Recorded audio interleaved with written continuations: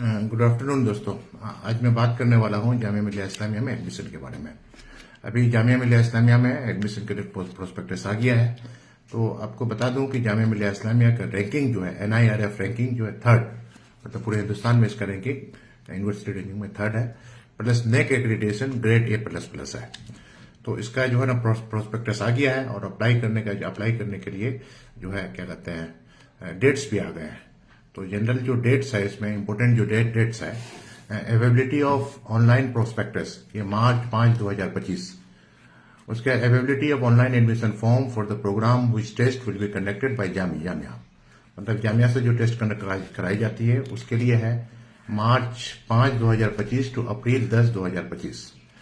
Opening of forms for editing ये है अप्रैल 12, 2025 to अप्रैल 14, 2025। उसके बाद है availability of online forms for the programme which admission will be done on the merit of JEE mains CUET। तो और एक NATA है, NATA the admission forms will remain open after the last test schedule in June 2025। इसका है कि from March 2025 to till 10 days after the declaration of result by the respective test agencies. उसके बाद है आप लोगों का opening of forms for editing for program whose admission will be done on the merit of JEE mains NATA CUET। उसके लिए up to 6 days from the last date of filling the forms. उसके बाद date of issue of admit cards for entrance test by conducted by Jamia April 17, 2025 onwards. Admit card will be issued 1 week before the admission test date. उसके बाद commencement of entrance test conducted by Jamia ये है April 26, 2025 onwards. उसका last date for submitting qualifying exam result October 31, 2025। तो ये important dates हैं और इसके हिसाब से अलग अलग कोर्स के लिए आप अप्लाई कर सकते हैं। जैसे कि जामिया के बारे में बताया था कि जामिया में बहुत सारे फैकल्टीज हैं, बहुत सारे कोर्सेज हैं और इसमें अलग अलग इसमें ले सकते हैं। और बेसिकली जो हमारे पास जो कोर्सेज होते हैं, कुछ सर्टिफिकेट कोर्सेज होते हैं और कुछ डिप्लोमा कोर्सेज होते हैं और कुछ डिग्री कोर्सेज होते हैं। तो डिग्री में आपका क्या कहते हैं अंडर ग्रेजुएट कोर्सेज है, पोस्ट ग्रेजुएट है और PhD भी है। तो अलग अलग कोर्सेज में अप्लाई करने के लिए अलग अलग डिपार्टमेंट की तरफ से, अलग अलग फैकल्टी की तरफ से अलग अलग डेट दिए गए हैं। कुछ टेस्ट जो है आप लोगों का क्या कहते हैं जामिया कंडक्ट कराएगी और कुछ टेस्ट जो बाहर जो होता है जैसे कि JEE है और क्या कहते हैं अलग अलग जो नीट है, नीट के बेसिस पर भी आप दाखिला ले सकते हैं। तो जामिया में जो क्या कहते हैं वेरियस फैकल्टीज हैं और वेरियस फैकल्टीज के अलग अलग कोर्सेज हैं। तो जनरली जामिया मिलिया इस्लामिया जो क्या कहते हैं कोर्सेज कंडक्ट कराती है, जो प्रोग्राम का जो लेवल है PhD है, जो डिग्री क्या कहते हैं डिग्री प्रोग्राम है, उसके बाद मास्टर यानी पोस्ट ग्रेजुएट, उसके अलावा PG डिप्लोमा, उसके बाद बैचलर्स माने अंडर ग्रेजुएट कोर्सेज है, उसके बाद एडवांस डिप्लोमा कोर्सेज भी है और डिप्लोमा और सर्टिफिकेट, ये टोटल 7 टाइप के कोर्सेज जामिया कंडक्ट कराती है। उसके अलावा अलग अलग जो फैकल्टीज हैं, अलग अलग फैकल्टीज में अलग अलग कोर्सेज के लिए जो निकलता है, तो उसमें जैसे कि आपका faculty of humanities and language, तो उसमें PhD प्रोग्राम होता है। उसके अलावा MA अरबिक है, BA अरबिक है, उसके बाद advance diploma in modern Arabic language and translation, ये पार्ट टाइम है। उसके अलावा आपका है कि diploma in modern Arabic language and translation, ये भी पार्ट टाइम है। Certificate in modern Arabic language and translation, ये भी पार्ट टाइम है। उसके अलावा ये अरबिक डिपार्टमेंट की तरफ से ये सारे कोर्स कराए जाते हैं, क्योंकि फैकल्टी होता है और फैकल्टी में अलग अलग डिपार्टमेंट्स होते हैं। तो faculty of humanities and language में जो है डिपार्टमेंट ऑफ अरबिक में ये PhD है, MA अरबिक है, BA अरबिक है, advance diploma in modern Arabic and language translation है और diploma in modern Arabic language and translation है और certificate in modern Arabic language and translation. उसके बाद है डिपार्टमेंट ऑफ इंग्लिश डिपार्टमेंट की तरफ से भी PhD है, उसके बाद MA इंग्लिश है, BA इंग्लिश है, PG diploma in translation proficiency है, उसके बाद diploma in translation proficiency in English, उसके बाद certificate in translation proficiency in English, ये सेल्फ फाइनेंस, ये सारा कोर्स जो है सेल्फ फाइनेंस, ये पार्ट टाइम है। उसके बाद डिपार्टमेंट ऑफ हिंदी की तरफ से है PhD है और क्या कहते हैं MA इन हिंदी है, PG diploma in TV journalism, ये हिंदी मीडियम है, सेल्फ फाइनेंस कोर्स है। MA मास मीडिया, ये भी सेल्फ फाइनेंस कोर्स है। उसके बाद BA ऑनर्स हिंदी, उसके बाद BA ऑनर्स मास मीडिया, ये भी हिंदी में है। उसके बाद है department of history and culture, इसमें पीएचडी प्रोग्राम होता है, एमए प्रोग्राम होता है, बीए प्रोग्राम होता है। उसके बाद डिपार्टमेंट ऑफ इस्लामिक स्टडीज, इसमें भी पीएचडी प्रोग्राम है, एमए है और बीए ऑनर्स है। उसके बाद डिपार्टमेंट ऑफ पर्सियन, पर्सियन में एमए पर्सियन है, बीए पर्सियन है, पीजी डिप्लोमा इन इरेनोलॉजी ये पार्ट टाइम है, advance diploma in modern Persian ये भी पार्ट टाइम है, एडवांस डिप्लोमा इन पश्तो लैंग्वेज ये भी पार्ट टाइम है, डिप्लोमा इन मॉडर्न पर्सियन ये भी पार्ट टाइम है, डिप्लोमा इन पश्तो लैंग्वेज ये भी पार्ट टाइम है, सर्टिफिकेट इन मॉडर्न पर्सियन ये भी पार्ट टाइम है, certificate in Pashto language part time ये भी ये है। उसके बाद department of Urdu PhD programme है, एमए प्रोग्राम है, बीए प्रोग्राम है, PG diploma in Urdu mass media ये है। उसके बाद डिपार्टमेंट ऑफ संस्कृत, इसमें पीएचडी प्रोग्राम है, एमए संस्कृत है, बीए संस्कृत है, सर्टिफिकेट इन संस्कृत ये पार्ट टाइम है, सर्टिफिकेट इन योगा ये भी पार्ट टाइम है। उसके अलावा आपका जो है क्या कहते हैं department of foreign language, department of foreign language में जो है आपका पीएचडी प्रोग्राम है। उसके बाद MA Korean language and literature है, बीए कोरियन लैंग्वेज है, बीए ऑनर्स जो टर्किश लैंग्वेज एंड लिटरेचर है, BA honours French and francophone studies है, BA honours Spanish and Latin American studies है। उसके बाद एडवांस डिप्लोमा इन टर्किश ये part time है। उसके बाद एडवांस डिप्लोमा इन फ्रेंच ये भी पार्ट टाइम है। उसके अलावा एडवांस डिप्लोमा इन इटालियन ये भी पार्ट टाइम है, एडवांस डिप्लोमा इन स्पेनिश ये भी पार्ट टाइम है। उसका एडवांस डिप्लोमा इन रशियन ये भी पार्ट टाइम है। उसका एडवांस डिप्लोमा इन पुर्तगीज ये भी पार्ट टाइम है, डिप्लोमा इन टर्किश ये भी पार्ट टाइम है। उसका diploma in French part time है, डिप्लोमा इन इटालियन ये भी पार्ट टाइम है, डिप्लोमा इन स्पेनिश ये भी पार्ट टाइम है, डिप्लोमा इन रशियन ये भी पार्ट टाइम है, डिप्लोमा इन चाइनीज लैंग्वेज ये भी पार्ट टाइम है, डिप्लोमा इन पुर्तगीज ये भी पार्ट टाइम है, डिप्लोमा इन कुरियन लैंग्वेज ये भी पार्ट टाइम है, डिप्लोमा इन उज्बेक ये भी पार्ट टाइम है। उसके बाद intensive diploma in Chinese language 1 year का कोर्स है ये। Certificate in Turkish part time है, certificate in French part time है, सर्टिफिकेट इन इटालियन ये भी पार्ट टाइम है, सर्टिफिकेट इन स्पेनिश ये भी पार्ट टाइम है, सर्टिफिकेट इन रशियन ये भी पार्ट टाइम है, सर्टिफिकेट इन चाइनीज लैंग्वेज ये भी पार्ट टाइम है, सर्टिफिकेट इन पुर्तगीज ये भी पार्ट टाइम है, सर्टिफिकेट इन कोरियन लैंग्वेज ये भी पार्ट टाइम है, सर्टिफिकेट इन उज्बेक ये भी पार्ट टाइम है। 1 ईयर प्रोग्राम है। तो इस तरह से जैसे फॉरेन लैंग्वेज में भी अगर आप प्रोग्रामों को कर लेते हैं तो उसमें आपको विदेश में भी क्या कहते हैं जॉब मिलने में आसानी होगी। मैं पहले ही बताया था कि कोई भी कोर्स आए, वो सर्टिफिकेट कोर्स हो, डिप्लोमा कोर्स हो, डिग्री कोर्स हो या फिर कोई भी कोर्स हो, कोई भी कोर्स बड़ा या छोटा नहीं होता है। आपको करना क्या है कि इन सारे कोर्सेज में आपको जो है ना सलाहियत जो है ना अपने आप को जो है सलाहियत गेन करने की जरूरत है, स्किल को डेवलप करने की जरूरत है। किसी भी छोटे कोर्स में अगर आपका स्किल अगर डेवलप कर जाता है तो भी जॉब में आपको जाने की जरूरत नहीं है और जॉब मतलब आपको ही खोजेगी। और एक ही कि आपको कीपिंग इन माइंड किसी भी कोर्स में एडमिशन लेने के लिए 3 चीजों का ख्याल रखना चाहिए कि आप किस फील्ड में करियर बनाना चाहते हैं, यानी पर्टिकुलर जॉब।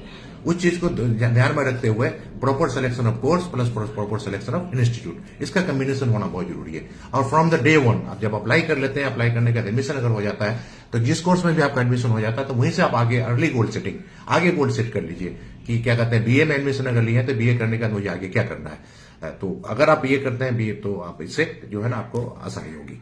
और बाकी दूसरा जो है आपका फैकल्टी ऑफ सोशल साइंस, तो फैकल्टी ऑफ सोशल साइंस में जो आपका जो है 4 ईयर बीए मल्टी डिसिप्लिनरी ये 8 सेमेस्टर का ये है। उसके अलावा पीएचडी प्रोग्राम भी होता है इसमें, एमए एमएससी डेवलपमेंट एक्सटेंशन।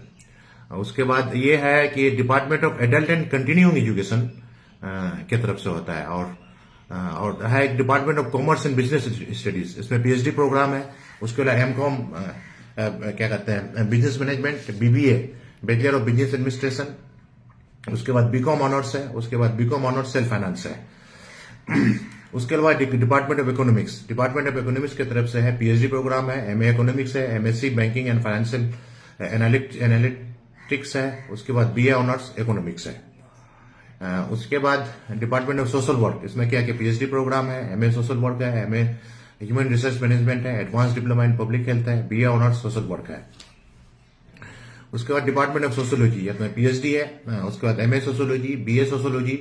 उसके बाद है department of political science, PhD programme है। और क्या कहते हैं एमए पॉलिटिकल साइंस है, MA human rights and duties education. उसके एमए पब्लिक एडमिनिस्ट्रेशन। उसके बाद बीए ऑनर्स पॉलिटिकल साइंस।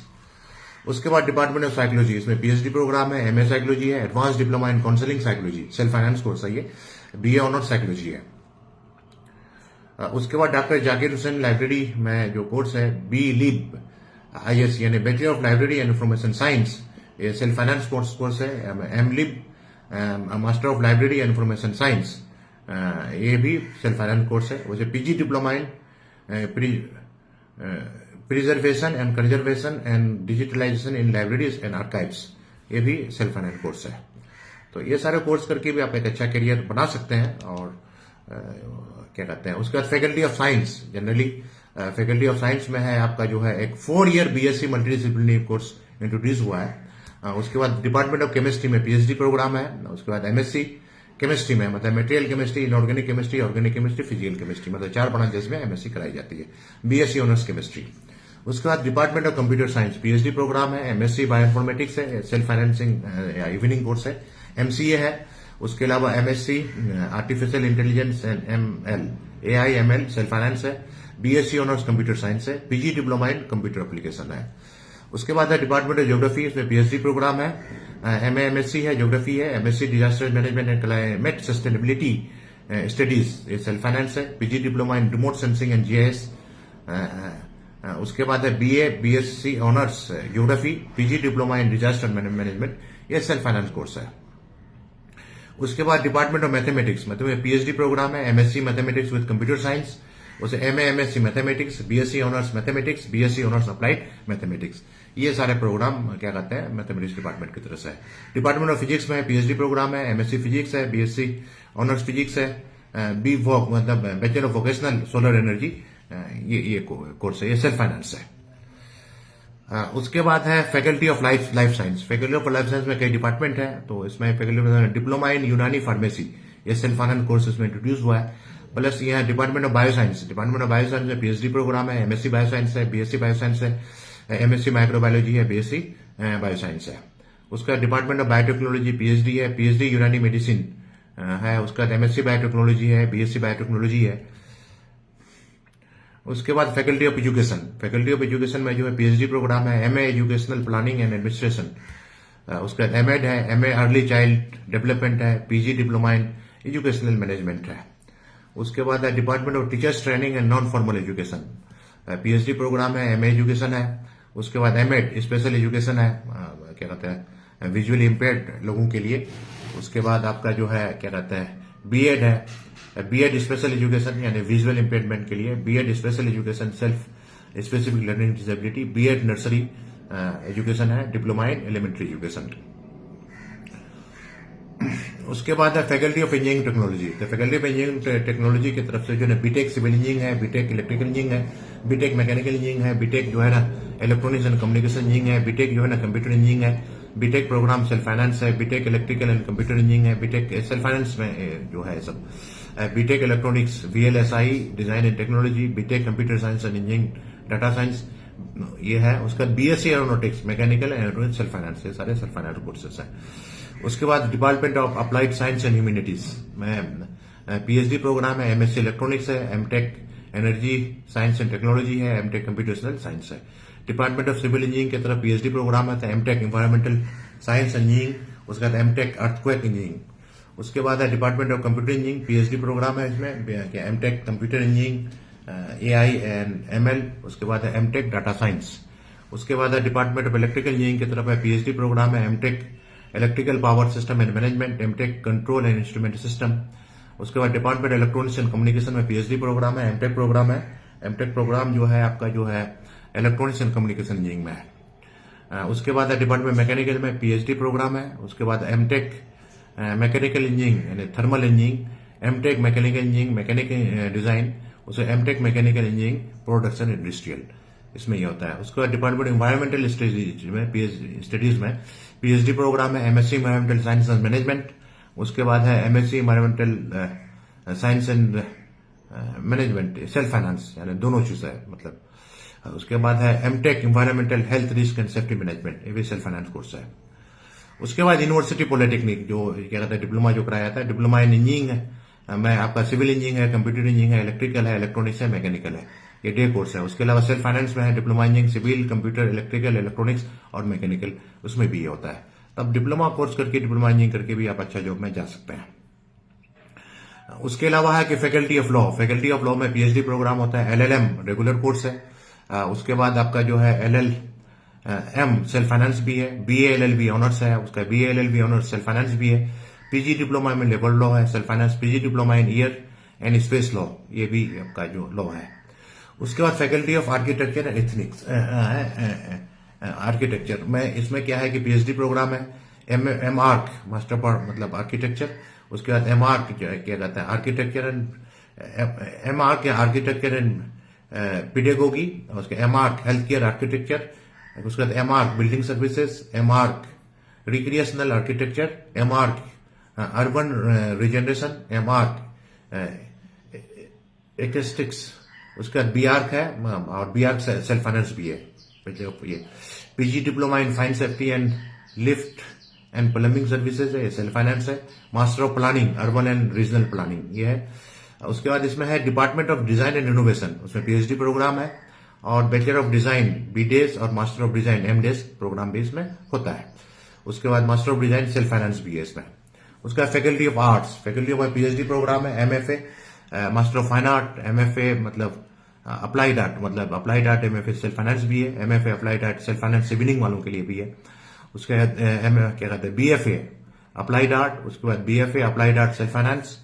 उसके बाद है certificate design and innovation self finance सिविलिंग कोर्स है। Certificate textile design self finance सिविलिंग कोर्स है।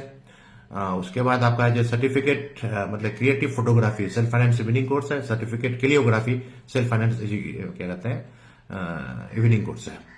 उसके बाद है department of art education PhD programme है। NFA MFA art education, MFA art education self finance, BFA art education, BFA art education self finance.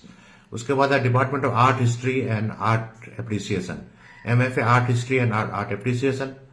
उसके बाद MFA curatorial practices self finance, NFA art management self finance, certificate art appreciation and art writing self finance, certificate art and aesthetic self finance. उसके बाद MFA graphic and art painting, उसके बाद NFA graphic and art painting क्या print making self finance, certificate graphic art printing making self finance. उसके बाद department of painting MFA conceptual art practices self finance है, MFA painting, BFA painting. उसका department sculpture MFA sculpture, MFA sculpture self finance. उसके बाद BFA sculptures. उसके बाद faculty of dentistry, faculty of dentistry में BDS है क्या कहते हैं जो 5 ईयर प्रोग्राम है बीडीएस, वहां से आप कर सकते हैं। उसका faculty of management studies, management PhD programme है। उसके बाद master of tourism and travel management है, क्या कहते हैं bachelor of hotel management BFM है, bachelor of tourism and travel management है, BVoc food production bachelor of vocational ये है। उसका department of hospital management and hospice studies MBA health care and hospital management है, एमबीए फार्मास्यूटिकल मैनेजमेंट है, regular course है। MBA pharmaceutical management self finance है, MBA pharmaceutical management in industry sponsored candidate के लिए है। उसके बाद है department of management studies PhD programme है, एमबीए प्रोग्राम है, एमबीए एग्जीक्यूटिव सेल्फ फाइनेंस है, MBA international studies self finance है, MBA innovation and entrepreneur self finance है।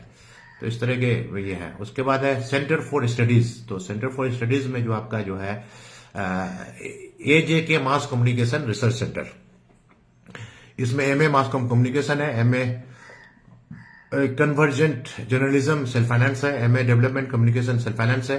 उसके बाद क्या कहते हैं MA visual effect and animation self finance course है। उसके बाद आपका जो है PG diploma in broadcast technology ये भी सेल्फ फाइनेंस कोर्स है, पीजी डिप्लोमा इन स्टिल फोटोग्राफी विजुअल कम्युनिकेशन ये भी सेल्फ फाइनेंस है, पीजी डिप्लोमा इन एक्टिंग ये भी सेल्फ फाइनेंस कोर्स है। उसके बाद MM Ali Jauhar academy of international studies PhD programme है और MA politics international and area studies इसमें है।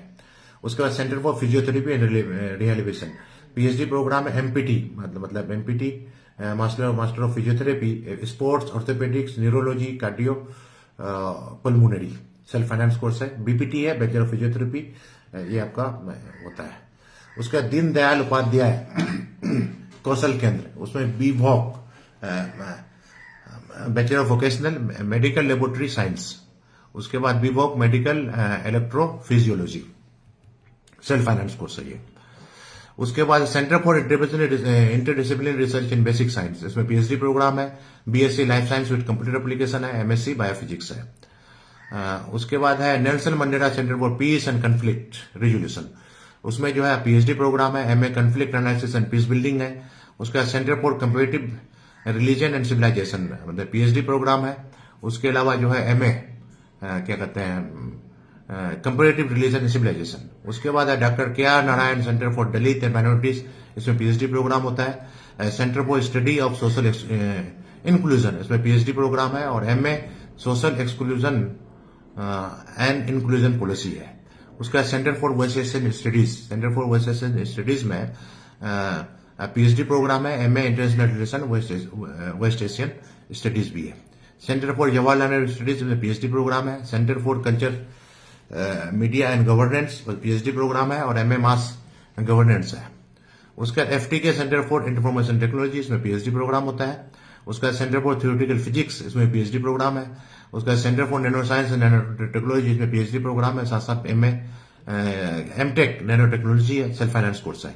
Sarojini Naidu centre for women studies PhD programme है और एमए जेंडर स्टडीज है। उसका centre for north studies and policy research, इसमें पीएचडी प्रोग्राम है। और multidisciplinary centre for advance research and studies, इसमें पीएचडी प्रोग्राम है। और MSc virology self finance course है। PG diploma in molecular diagnostic self finance course है। उसके बाद centre for innovation entrepreneurship, PG diploma entrepreneurship, innovation, design और thinking, ये भी कोर्सेस है इसमें। उसके अलावा programme under meta university concept, ये है मेटा यूनिवर्सिटी प्रोग्राम में आपका जो Jamia Millia Islamia in collaboration with university of Delhi also afford MSc mathematics education program under meta university concept. MSc mathematics education में ये प्रोग्राम है। तो ये सारे प्रोग्राम आपको जामिया मिलिया इस्लामिया में आपको मिल जाएंगे, अलग अलग क्या कहते हैं वेरियस फैकल्टीज में। और क्या कहते हैं वेरियस फैकल्टीज में अलग अलग कोर्सेज है, जैसे कि बताया कि सर्टिफिकेट कोर्सेज है, डिप्लोमा कोर्सेज है, एडवांस डिप्लोमा कोर्सेज है। उसके अलावा क्या कहते हैं अंडर ग्रेजुएट कोर्सेज है, पोस्ट ग्रेजुएट कोर्सेज है और पीएचडी प्रोग्राम भी होता है। तो इन सारे जामिया मिलिया इस्लामिया में एडमिशन लेने के लिए बहुत अच्छी है। एक सेंट्रल यूनिवर्सिटी है और क्या कहते हैं हिंदुस्तान का तीसरा यूनिवर्सिटी है। और उसके अलावा एक दिल्ली में है, दिल्ली में रहने की वजह से आपको एक्सपोजर मिलेगा और यहाँ पर एक पढ़ाई के साथ साथ कम्पिटिटिव एग्जामिनेशन की तैयारी कर सकते हैं। क्योंकि यहाँ पर एक बात बच्चों मैं ये कहना चाहता हूँ कि एडमिशन लेने के बाद यूनिवर्सिटी कैंपस में आ जाने के बाद आपका चाहे आप क्या कहते हैं किसी भी कोर्स में आप एडमिशन लें तो आपको गोल फिक्स होना चाहिए कि वो कोर्स करने के बाद मुझे किस फील्ड में जाना है। जैसे कोई बच्चे अगर बीटेक में अगर एडमिशन लेते हैं तो बीटेक करने के बाद उसका गोल फिक्स होना चाहिए कि आगे मुझे क्या करना है। क्योंकि ग्रेजुएशन के बाद वेरियस कम्पिटिटिव एग्जामिनेशन है, जैसे कि यूपीएससी कंडक्ट कराती है। यूपीएससी में जो आईएएस बनते हैं, आईपीएस बनते हैं और क्या कहते हैं आईआरएस है, आईआरएस है, एलाइड सर्विसेज बहुत सारे होते हैं और ये it's a very lucrative job.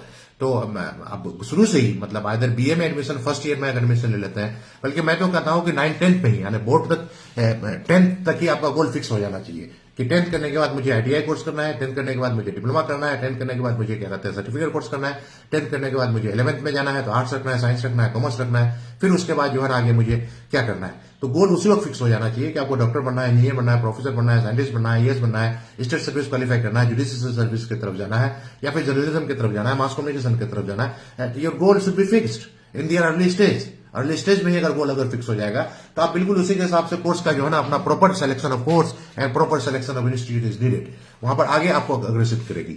तो मैं तो कहता हूं कि बच्चे अगर हमारे 10th के बाद जो है ना, जैसे कि हमारे जामिया में स्कूल भी है, तो स्कूल में भी दाखिला होता है कि नर्सरी से लेकर के पूरा के 10th तक +2 की भी पढ़ाई होती है, तो स्कूल में भी आप दाखिला लें। तो वहां पर करने के बाद 10th के बाद जब आप यूनिवर्सिटी में 10th तक तो सारा चीज पढ़ते हैं, 9-10 में अगर गोल अगर फिक्स हो जाएगा, सपोज कीजिए किसी ने गोल फिक्स कर लिया कि मुझे आगे पढ़ाई करने का, मुझे आईएएस करना है, तो आईएएस करने के लिए आपको +2 करना पड़ेगा। +2 करने के बाद क्या कहते हैं आपको ग्रेजुएशन करना पड़ेगा। आइदर इंजीनियर ग्रेजुएट है या फिर क्या कहते हैं मेडिकल ग्रेजुएट है या बीडीएस है या किसी भी फील्ड में आपका ग्रेजुएशन है, आप एलिजिबल है यूपीएससी का तैयारी करने के लिए, यूपीएससी के क्या कहते हैं टेस्ट में बैठने के लिए। उसके अलावा जो स्टेट सर्विस होता है उसके लिए तो अभी से तैयारी शुरू कर दीजिए और उसी के हिसाब से आइदर बीटेक कीजिए, बीएससी कीजिए, बीडीएस कीजिए, एमबीबीएस कीजिए या कोई भी चीज कीजिए, आईएएस की तैयारी अभी से शुरू कर दीजिए आप। मतलब फ्रॉम द डे 1 यानी फर्स्ट ईयर, मतलब कहने का मतलब 11th से ही या फिर जिस में जाते हैं वहां से करने का। खासतौर से ग्रेजुएशन में अगर आप दाखिला ले लेते हैं तो ग्रेजुएशन से ही आपका गोल फिक्स हो जाना चाहिए कि बीए फाइनल करते करते मुझे क्या कहते हैं आईएएस निकाल लेना है। या उसी तरह से जैसे बहुत सारे इंजीनियर्स ग्रेजुएट हैं तो इंजीनियर्स ग्रेजुएट के लिए आईईएस होता है, इंडियन इंजीनियरिंग सर्विसेज होता है जो यूपीएससी कंडक्ट कराती है। तो from the day 1 first year से ही आप आईएएस की तैयारी में लग जाइए। उसके अलावा जो गेट होता है, graduate aptitude test for engineers, वो बीटेक कैंडिडेट के लिए भी होता है और जो साइंस में जो मास्टर्स करते हैं, एमएससी करते हैं, उन लोगों के लिए भी है। तो आप गेट अगर क्वालिफाई कर लेते हैं तो आपके लिए बड़ा मस्त है। गेट क्वालिफाई करने के बाद आपको क्या होगा कि अलग अलग जो जॉब्स हैं, जो पीएसयूज में, जो एनटीपीसी है, ओएनजीसी है, गेल है, नेल है, सेल है, अलग अलग इसमें आपको अच्छा जॉब मिल जाएगा गेट के स्कोर पर। और बहुत सारा गवर्नमेंट एजेंसीज भी आपका गेट के स्कोर पर आपको जॉब देती है, तो वहां से जा सकते हैं। प्लस एमटेक भी कर सकते हैं। तो आपका फर्स्ट ईयर में ही गोल फिक्स हो जाना चाहिए कि बीटेक करने के बाद अगर आईएएस की तैयारी कीजिएगा, बीटेक करने के बाद आप आईएएस की तैयारी कीजिएगा, या बीटेक करने के बाद आप गेट क्वालिफाई करके अलग अलग जॉब में जाइएगा, या एमटेक करने के लिए जाइएगा। या उसके अलावा बीटेक करने के बाद बहुत सारे जॉब्स होते हैं अलग अलग ऑर्गेनाइजेशन का, अलग अलग, जैसे डीआरडीओ है, उसके बाद क्या कहते हैं, अलग अलग ऑर्गेनाइजेशन जो है, सेंट्रल गवर्नमेंट है, स्टेट गवर्नमेंट है, यूनिवर्सिटी है, हर जगह जो जॉब निकलता है वहां से बिल्कुल गोल आपको फिक्स होना चाहिए। वहीं से उसी चीज के लिए यूनिडायरेक्शनली आपको एक चीज के लिए तैयारी में लग जाना पड़ेगा। और जहां तक क्या कहते हैं, जो आईएएस की तैयारी करने के लिए आप किसी भी फील्ड में, अगर बीए भी करते हैं तो आप आईएएस की तैयारी कर सकते हैं किसी भी फील्ड में, और इसमें दिल छोटा करने की जरूरत नहीं है। आपका दाखला अगर हो जाता है कि मेन चीज ये है कि कोर्स के सिलेक्शन में आपका इंटरेस्ट और आपकी कैपेबिलिटीज। बहुत सारे बच्चे जो है क्या कहते हैं, मेडिकल की तैयारी के चक्कर में, इंजीनियरिंग की तैयारी करने के चक्कर में, और अलग अलग बड़े बड़े कम्पिटेटिव एग्जामिनेशन की तैयारी के चक्कर में अपना वक्त खराब कर देते हैं और कुछ नहीं हो पाता है। तो आपका जो है बिल्कुल गोल ये होना चाहिए कि आपको सलाहियत होना चाहिए कि भाई आप बीएससी में एडमिशन लिए तो बीएससी आप कर पा रहे हैं कि नहीं कर पा रहे हैं, साइंस आपको समझ में आ रहा है कि नहीं आ रहा है, बीटेक में एडमिशन लिए तो आपका इंजीनियरिंग समझ में आ रहा है कि नहीं आ रहा है। अगर नहीं आ रहा है तो उससे अच्छा बीए करना अच्छा है। तो अब जहां तक जो भी बच्चे, ज्यादातर देखा गया है कि आईएएस क्वालिफाई करने वाले मोर देन क्या कहते हैं 70% स्टूडेंट जो बीटेक होते हैं, जनरली वो आईटी से बीटेक होते हैं या फिर अलग अलग इंस्टीट्यूट से बीटेक होते हैं, या एमबीबीएस वाले ज्यादा होते हैं। लेकिन वो लोग जब आईएएस की जब तैयारी करते हैं तो सब्जेक्ट जो उसका ऑप्शनल जो होता है, ऑप्शनल उनका इंजीनियरिंग बैकग्राउंड का नहीं होता है, मेडिकल बैकग्राउंड का नहीं होता है, आर्ट्स बैकग्राउंड का होता है। तो वही कहते हैं, मैं इंकरेज करता हूं कि सारे बच्चे, मैं तो कहता हूं कि पूरे देश के सारे बच्चे कम से कम जो है ना आईएएस की तैयारी करें और स्टेट सर्विसेज की तैयारी करें। तो उससे क्या होगा ना, आप क्या कहते हैं यूपीएससी की तैयारी करते हैं आईएएस के लिए, या फिर स्टेट सर्विस की तैयारी करते हैं, तो उसको सारा चीज थोड़ा थोड़ा आप लोगों को पढ़ना पड़ता है। हिस्ट्री पढ़ना पड़ता है, ज्योग्राफी पढ़ना पड़ता है, पॉलिटिकल साइंस पढ़ना पड़ता है, उसके बाद कल्चर के बारे में पढ़ना पड़ता है, क्या कहते हैं करंट अफेयर्स के बारे में पढ़ना पड़ता है, अंग्रेजी आपको अच्छी होनी चाहिए, हिंदी आपकी अच्छी होनी चाहिए, प्लस तो आपको मल्टी डिसिप्लिनरी एजुकेशन हो जाएगा आपको। और आज के टाइम में multi disciplinary education is needed, जरूरी है, क्योंकि आज के टाइम में बल्कि हमारे लोगों को जो है इंडियन कॉन्स्टिट्यूशन के बारे में सब किसी को पढ़ना है। जो आईएएस की तैयारी करते हैं, डीडी बसु की किताब आती है इंडियन कॉन्स्टिट्यूशन, वो पढ़ते हैं। तो एक चीज देखा गया है कि जो बच्चे आईएएस की तैयारी करते हैं, मान लेते हैं आईएएस अगर नहीं भी हो पाता है तो आगे चल करके दूसरे फील्ड में वो करियर बना लेते हैं, और बना लेने के बाद उसके अंदर में जो है एक मल्टी डिसिप्लिनरी एजुकेशन होता है, उसका नॉलेज होता है और वो उसको ट्रांसफर करने में माहिर होता है। तो उसी इसलिए कह रहा है कि जो स्टेट सर्विसेज है और यूपीएससी है, तो वो अगर करते हैं तो आपके अंदर में नॉलेज आ जाएगा, और नॉलेज आ जाने के बाद, और आज के टाइम में मतलब आज के टाइम में बिल्कुल हर एक आदमी के अंदर, हर एक इंसान के अंदर में जो सारे चीज जिंदगी जीने का सलीका आ जाना चाहिए। मानव अधिकार के बारे में जानना जरूरी है, महिलाओं के अधिकार के बारे में जानना जरूरी है, क्या कहते हैं भारत के संविधान के बारे में जानना जरूरी है, खासतौर से फंडामेंटल राइट्स और ड्यूटीज सिर्फ जानना ही नहीं है, बल्कि हमें अपना फंडामेंटल ड्यूटीज को एक्सपेल भी करने की जरूरत है। प्लस अच्छे स्वास्थ्य के बारे में जानने की जरूरत है, क्योंकि साइंस एंड टेक्नोलॉजी, यूपीएससी में एक सब्जेक्ट आता है साइंस एंड टेक्नोलॉजी, तो फिर क्या कहते हैं अच्छे स्वास्थ्य के बारे में जानने की जरूरत है। अगर आप करते हैं तो बिल्कुल बहुत सारे लोग निकालते हैं, जो अच्छे जगह में देखा जाता है आईआईटीएन जो होते हैं वो आराम से यूपीएससी निकाल लेते हैं। उसके बाद क्या कहते हैं जो जेएनयू के बच्चे होते हैं, अच्छे सेंट्रल यूनिवर्सिटी के जो बच्चे होते हैं आराम से यूपीएससी निकाल लेते हैं। वजह क्या है कि उसका गोल फिक्स होता है, वो मुसलसल मेहनत करते रहते हैं अपने गोल को अचीव करने के लिए। तो आपका अगर ये करते हैं बीए फर्स्ट ईयर से ही अगर आप लग जाते हैं, बीएससी फर्स्ट ईयर से ही अगर पर्टिकुलर फील्ड में अगर लग जाते हैं तो आप ये कर सकते हैं। उसके अलावा मैं गेट के बारे में जो बताया आपको, गेट की भी तैयारी कर सकते हैं, जो क्या कहते हैं बीटेक स्टूडेंट है या मास्टर जो भी है। उसके अलावा जो क्या कहते हैं एक कैट होता है, कॉमन एडमिशन, क्या कहते हैं सीएटी, कॉमन क्या कहते हैं कॉमन एडमिशन टेस्ट, वो जो मैनेजमेंट के लिए है, जो हमारे देश में जो जिस तरह से प्रीमियर इंस्टीट्यूट है, क्या कहते हैं इंस्टीट्यूट फॉर नेशनल इंपोर्टेंस, जिसमें आईआईटीज है, एनआईटीज है, एम्स है, आईएम्स है। तो आईएम से क्या कहते हैं मैनेजमेंट करने के लिए तो वहां से एमबीए की डिग्री नहीं दी जाती, PGDM post graduate diploma in management 2 साल का कोर्स होता है। तो उसके लिए कैट स्कोर मांगता है, तो कैट की भी तैयारी कर सकते हैं। तो हमारे बच्चे यूनिवर्सिटी में आने के बाद अगर आप बीए फर्स्ट यानी अंडर ग्रेजुएट फर्स्ट ईयर से अगर कैट की तैयारी अगर करना शुरू कर दीजिएगा तो फाइनल ईयर होते होते या फिर कोर्स कंप्लीट करने के 6 महीने के अंदर में आप कैट का स्कोर आ जाएगा आपको। और कैट का अगर अच्छा स्कोर आ जाता है तो अच्छे मैनेजमेंट इंस्टीट्यूट में हो जाएगा। अच्छे मैनेजमेंट इंस्टीट्यूट में अगर नहीं भी होता है तो टॉप 100 मैनेजमेंट इंस्टीट्यूट में आपका एडमिशन हो सकता है। जितने भी आईएम्स हैं वहां पर प्लेसमेंट बहुत आराम से हो जाता है। आपका अगर दाखिला अगर हो जाता है वहां, तो दाखिला होने के बाद जो है ना 1 साल के बाद ही जो है ना आपका प्लेसमेंट अच्छी कंपनीज में हाई हेफ्टी अमाउंट में प्लेसमेंट आपका हो जाता है। तो उसके अलावा अगर नहीं भी होता है तो टॉप 10 नहीं तो टॉप 50 नहीं तो टॉप 100, जैसे कि एक्सएलआर जमशेदपुर है, एक्साम भुवनेश्वर है, क्या कहते हैं एमडीआई गुड़गांव है, ये सारे इंस्टीट्यूट जो है ना क्या कहते हैं अच्छे अच्छे इंस्टीट्यूट हैं, तो मैनेजमेंट वहां से अच्छा कर सकते हैं। और बाकी अलग अलग यूनिवर्सिटीज में भी मैनेजमेंट के बारे में पढ़ाई जाती है, जैसे जामिया मिल्लिया इस्लामिया है, लेकिन मुस्लिम यूनिवर्सिटी है, जामिया हमदर्द है। उसके अलावा एक चीज मैं बताना चाहूंगा कि मैनेजमेंट की पढ़ाई आईआईटीज से भी होता है। सारे आईआईटीज में जो है ना मैनेजमेंट की पढ़ाई होती है। और एक चीज आप लोगों को क्लियर करना चाहूंगा कि आईआईटीज में सिर्फ इंजीनियर ग्रेजुएट ही नहीं होते हैं, सारे ग्रेजुएट होते हैं। पीएचडी प्रोग्राम सारे चीज में होता है। उसमें क्या कहते हैं मास्टर ऑफ डिजाइन और क्या कहते हैं ह्यूमैनिटीज सोशल साइंस के सब्जेक्ट भी पढ़ाए जाते हैं। तो आप आईआईटी से भी मैनेजमेंट कर सकते हैं। और बहुत सारे आईआईटीज का जो रैंकिंग है जो आईआईएम से भी आगे है, तो अच्छे रैंकिंग वाले इंस्टीट्यूट में आप मैनेजमेंट कर सकते हैं। तो उसके लिए अभी से आपको सोचना पड़ेगा। तो चूंकि जनरली ये देखा जाता है कि बच्चे हमारे जो है मतलब वो their goal are not fixed, बिल्कुल वो फिक्स नहीं होता है। चलिए अभी बीए कर रहे हैं, एमए कर रहे हैं, एमएससी कर रहे हैं, आगे क्या करेंगे कुछ पता नहीं है। बिल्कुल अभी से ही कौन सा कोर्स करने के लिए जा रहा है, तो उसका कोर्स करने के बाद आगे कौन से जॉब में आपको जाना है और उस कोर्स को करने के लिए कौन सा इंस्टीट्यूट आपको सेलेक्ट करना है, ये बहुत जरूरी है। क्योंकि प्रॉपर सिलेक्शन ऑफ क्या कहते हैं course, proper selection of institute according to your interest acquiring the job. क्योंकि बहुत सारे जॉब्स हैं, लगभग 3000 से ज्यादा जॉब्स अवेलेबल है अक्रॉस द ग्लोब। एक पर्टिकुलर जॉब को फिक्स करना जरूरी है और उस जॉब को फिक्स करने के लिए आपको इधर से आपको मूव करना जरूरी है। तो ये है। उसके अलावा कैट मैनेजमेंट ये कर सकते हैं। उसके अलावा क्या कहते हैं एक जैम होता है, joint admission test for masters. वो आप साइंस ग्रेजुएट के लिए, जो साइंस ग्रेजुएट जो क्या कहते हैं बीएससी करते हैं किसी भी फील्ड में, तो साइंस ग्रेजुएट क्या है कि आईआईटीज में एमएससी में एडमिशन ले सकते हैं। तो उसकी भी तैयारी करना है आपको। BA first year, BSc first year से अगर जैम की अगर तैयारी करते हैं तो आप आईआईटीज में आपको चले जाइएगा। तो आईआईटीज ये क्या है कि जो these are the premier institute. Premium institute में क्या होता है, अगर आप वहां चले गए आईआईटीज का, एम का या फिर अलग एम्स का, अगर आपको ठप्पा लग गया तो भी आपको जॉब खोजने की जरूरत नहीं, आपको आराम से प्लेसमेंट हो जाएगा। तो वहां पर आप एमएससी में एडमिशन ले सकते हैं। एमएससी में एडमिशन लेने के बाद आप नेट जेआरएफ और गेट की तैयारी कर सकते हैं। नेट जेआरएफ गेट की तैयारी करने के बाद आप जो है ना पीएचडी में एडमिशन ले सकते हैं, अच्छा करियर बना सकते हैं। पीएचडी करने के बाद आप किसी भी एकेडमिक्स में असिस्टेंट प्रोफेसर या फिर अलग अलग ऑर्गेनाइजेशन में साइंटिफिक पोजीशन होता है, वहां ये कर सकते हैं और विदेश में भी आप जा सकते हैं। तो हमारे जो साइंस ग्रेजुएट हैं उन लोगों को मैं एनकरेज करता हूं कि बीएससी फर्स्ट ईयर से ही आप जो है ना क्या कहते हैं जैम की तैयारी में लग जाइए और कंप्लीट होते हुए आईटी सेमटेक की क्या कहते हैं एमएससी कीजिए और एमएससी करने के बाद जो है ना ये करें। और दूसरी बात यह है कि जो साइंस ग्रेजुएट मास्टर्स हैं वो गेट क्वालिफाई करने के बाद भी एमटेक कर सकते हैं और पीएचडी कर सकते हैं, वो चीजें कर सकते हैं। उसके अलावा एक होता है जो मास्टर्स, जो बच्चे मास्टर्स करते हैं, तो मास्टर्स करने के बाद जनरली जो है आपका गेट, जो साइंस ग्रेजुएट है गेट की तैयारी कीजिए और उसके अलावा जीआरएफ नेट जीआरएफ की तैयारी कीजिए। नेट जीआरएफ करने के बाद जो है आप जो है अलग अलग जगह में पीएचडी कर सकते हैं। पीएचडी में नेट जीआरएफ वालों को बहुत सारा स्कॉलरशिप मिलता है और स्कॉलरशिप मिलने के बाद, और आजकल तो ऐसा है कि बहुत सारा जो है आईआईटीज में है, इवन के जो जेएनयू में है, बाज़ाब्ता मैरिज हॉस्टल है।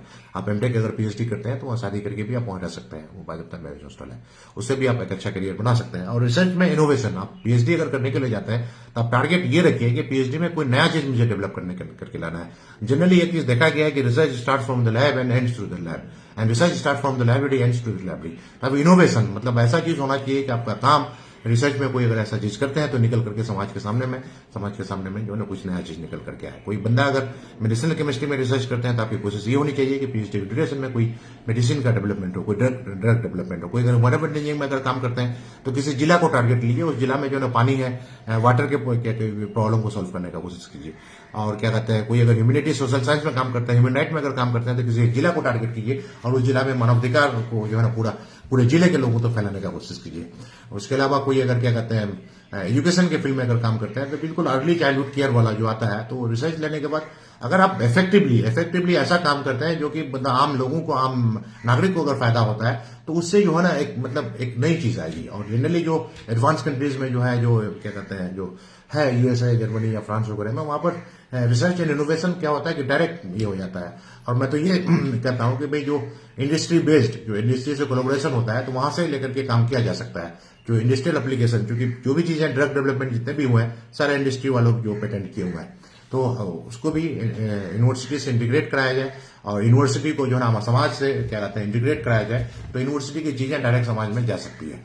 और इस चीज के लिए बिल्कुल मतलब बहुत ज्यादा मेहनत करने की जरूरत है। आजकल वो क्या जाता है कि भाई, और कोई भी अगर काम करते हैं तो कोई भी काम करने के लिए आपके अंदर में सलाहियत डेवलप होना चाहिए। क्वालिटी एजुकेशन का मतलब ये है कि आपने जो कुछ भी पढ़ा है वो चीज आपके इसमें रिटेन रहना चाहिए। अगर वो रिटेन अगर रहेगा तो उस चीज का बेनिफिट आप आराम से ले सकते हैं। कोई जरूरी नहीं कि सरकारी जॉब भी आपको मिल जाए, अगर आपके अंदर में सलाहियत है तो भाई आपको बैठे नहीं रहिएगा, कहीं ना कहीं आपको जो है ना मिल जाएगा। क्योंकि आजकल जो है ना देश मल्टी डिसिप्लिनरी है, क्या कहते हैं मल्टीनेशनल कंपनीज है और क्या कहते हैं बहुत सारा काम जो है ना गवर्नमेंट की तरफ से नहीं होता है, बहुत सारा एनजीओ करती है, बहुत सारा प्राइवेट पार्टनरशिप है, पीपीपी है। तो आप प्राइवेट जॉब में भी जाते हैं या फिर अपना बिजनेस भी स्टेब्लिश करते हैं, तो वो भी अपना आपका एक रोजी का तरीका है। तो आपको लर्निंग के लिए आपको जो है इन सारी चीजों को इफेक्टिवली डायरेक्ट आपके काम से, आपके तालीम से समाज को डायरेक्ट बेनिफिट हो। उसके अलावा जो है क्या कहते हैं, और भी जो कम्पिटिटिव एग्जामिनेशंस हैं, जो ग्रेजुएशन करने के बाद जो बैंक पीओ की तैयारी करते हैं, उनकी भी तैयारी अब ये फर्स्ट ईयर से ही या अंडर ग्रेजुएशन के फर्स्ट ईयर से ही आप शुरू कर दीजिए। उसके अलावा जो है क्या कहते हैं, जो अलग एसएससी जो अलग अलग ग्रेजुएट लेवल का कम्पिटिटिव एग्जामिनेशन तैयारी कराती है, तो उसका भी तैयारी आप शुरू से ही कर सकते हैं। और बल्कि जो कैरियर ऑप्शन जो है, मतलब अगर देखा जाए तो हैफ्टी अमाउंट है। सेंट्रल गवर्नमेंट में जॉब है, स्टेट गवर्नमेंट में जॉब है, पीएससी में जॉब है, पीएसयूज में जॉब है, रेलवेज में जॉब है, बैंक में जॉब है, पोस्टल में जॉब है, पुलिस में जॉब है, डिफेंस में जॉब है, यूनिवर्सिटी में जॉब है, सीएसआर लैब में जॉब है, एमएनसीज में जॉब है, आईटी सेक्टर में जॉब है, एनजीओज में जॉब है, फार्मास्यूटिकल कंपनीज में जॉब है, मार्केटिंग में जॉब है, मास कम्युनिकेशन में जॉब है, एग्रीकल्चर में जॉब है, हॉर्टिकल्चर में जॉब है, पिसिकल्चर में जॉब है, सेरिकल्चर में जॉब है। उसके अलावा पोल्ट्री फार्मिंग है, डेयरी फार्मिंग है, एपीकल्चर है, टेक्सटाइल जॉब है, फैशन डिजाइनिंग है। ये सारे जॉब्स बिल्कुल अवेलेबल है इसमें। तो पहली नजर आपको रखनी पड़ेगी, एम्प्लॉयमेंट न्यूज को देखिए, पेपर को देखिए, आप इसको रखने की जरूरत है। और जनरली जो क्या कहते हैं, ग्रेजुएशन के बाद जो है आपका जो है क्या कहते हैं, जो सीडीएस होता है, सीडीएस का भी आप क्या कहते हैं एग्जाम दे सकते हैं। क्या कहते हैं, जिसमें भी अच्छा जॉब मिलता है, जो डिफेंस में अगर जाते हैं। उसके अलावा जो है जो अलग अलग बैंक्स हैं, जो अलग अलग बैंक्स में जो पीओ का होता है और मैनेजमेंट का होता है, उसमें भी आप जा सकते हैं। उसके अलावा क्या कहते हैं, जो गेट के बारे में जो बताया, गेट अगर आपका स्कोर अगर ग्रेजुएट है, मतलब उसमें गेट आप 2 लोग दे सकते हैं, जो बीटेक ग्रेजुएट है और एमएससी पोस्ट ग्रेजुएट है। तो उसमें आपका जो पीएसयूज में जो जॉब निकलता है, आपका भारत हेवी वेल में आपका जॉब है, हिंदुस्तान एरोनॉटिकल में जॉब है, आईओसीएल में जॉब है, national thermal power corporation NTPC में जॉब है, oil and natural gas corporation में जॉब है, पावर ग्रिड पीजीसीआई में जॉब है, gas authority of India GAIL में जॉब है, एनपीसीआईएल क्या कहते हैं न्यूक्लियर पावर कॉर्पोरेशन, इसमें आप लोगों का क्या कहते हैं जॉब है। उसके अलावा क्या कहते हैं, जो है क्या कहते हैं, जो मैनेजमेंट के लिए कैट अगर क्वालिफाई नहीं करते तो मैनेजमेंट एप्टीट्यूड टेस्ट मैट भी आप दे सकते हैं। मैट से भी आप ये कर सकते हैं, मैनेजमेंट में अलग अलग इंस्टीट्यूट में एडमिशन ले सकते हैं। Common management admission test CMAT भी आप ये कर सकते हैं। और एक्सएलआरआई में एडमिशन के लिए जेट है, जेवियर एप्टीट्यूड टेस्ट है। उसके बाद सिम्बायोसिस नेशनल एप्टीट्यूड टेस्ट है। उसके बाद Indian institute of foreign trade IAFT में भी आप टेस्ट दे सकते हैं। महाराष्ट्र कॉमन एंट्रेंस टेस्ट उसके लिए है। ATMA association of Indian management school, इसमें भी आप टेस्ट दे सकते हैं।